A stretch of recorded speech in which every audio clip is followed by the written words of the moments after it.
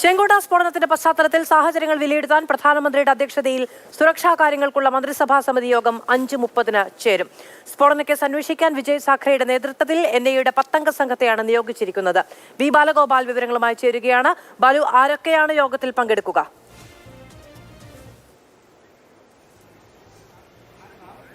മധു, കൃത്യം 5:30 തന്നെ പ്രധാനമന്ത്രിയുടെ PMOയിൽ ഈ യോഗം ആരംഭിക്കുന്നതായിരിക്കും. കേന്ദ്ര മന്ത്രിസഭയുടെ സുരക്ഷാകാര്യ സമിതി യോഗത്തിൽ പ്രധാനമന്ത്രിക്ക് പുറമെ കേന്ദ്ര ആഭ്യന്തരമന്ത്രി അമിത്ഷാ, പ്രതിരോധ മന്ത്രി രാജ്നാഥ് സിംഗ്, അതുപോലെ വിദേശകാര്യമന്ത്രി ഡോക്ടർ S ജയശങ്കർ, ധനകാര്യമന്ത്രി നിർമ്മല സീതാരാമൻ, ദേശീയ സുരക്ഷാ ഉപദേഷ്ടാവ്, വിവിധ ഈ സുരക്ഷാ ഏജൻസികളിലെ ഉദ്യോഗസ്ഥർ എന്നിവർ ഈ യോഗത്തിൽ പങ്കെടുക്കുമെന്നാണ് ലഭിക്കുന്ന വിവരം. ഇന്ന് പ്രധാനമന്ത്രി ഈ ആശുപത്രിയിൽ ഈ ചെങ്കോട്ട സ്ഫോടനത്തിൽ പരിക്കേറ്റവരെ സന്ദർശിച്ചതിന് ശേഷം ഇതിലെ ഗൂഢാലോചനക്കാർ, അതായത് ഈ സ്ഫോടനത്തിന് പിന്നിൽ പ്രവർത്തിച്ച ഗൂഢാലോചന നടത്തിയവർക്കെതിരെ കടുത്ത നടപടി ഉണ്ടാകുമെന്ന മുന്നറിയിപ്പ് നൽകിയിരുന്നു. ഇതിന് പിന്നാലെയാണ് ഇപ്പോൾ കേന്ദ്ര മന്ത്രിസഭയുടെ സുരക്ഷാകാര്യ സമിതി യോഗം ചേരുന്നത്. നമുക്കറിയാം, ഇത്തരം കാര്യങ്ങളിലൊക്കെ ഈ സുപ്രധാനമായ തീരുമാനങ്ങൾ എടുക്കുന്ന ഒരു സമിതി കൂടിയാണ് ഈ സമിതി, അതായത് CCS എന്നത്.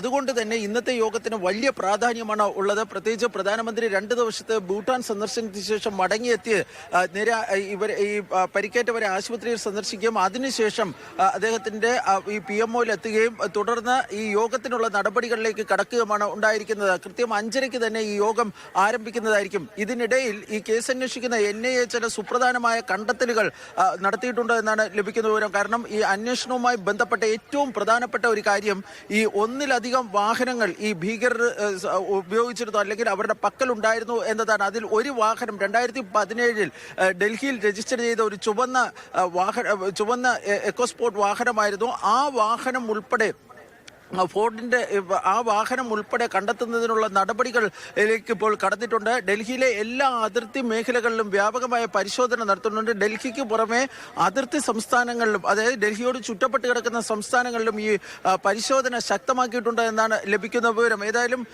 NIA ഉദ്യോഗസ്ഥർ ഇന്നും ഈ സ്ഫോടനം നടത്തുന്ന സ്ഥലത്തെത്തുകയും വളരെ വിശദമായ തെളിവ് ശേഖരണമൊക്കെ നടത്തുകയും ഒക്കെ ചെയ്തിട്ടുണ്ട്. ഇപ്പോഴും ഈ സ്ഫോടനം നടത്തുന്ന സ്ഥലത്ത് NIA ഉദ്യോഗസ്ഥർ, അതുപോലെ തന്നെ ഡൽഹി പോലീസിന്റെ സ്പെഷ്യൽ സെല്ലിലെ ഉദ്യോഗസ്ഥർ, ഈ ഫോറൻസിക് വിദഗ്ധർ തുടങ്ങിയവരൊക്കെ ഈ പ്രദേശത്ത് ഇപ്പോഴും ഈ തെളിവ് ശേഖരണവും മറ്റും നടത്തുകയും ചെയ്യുന്നുണ്ട്.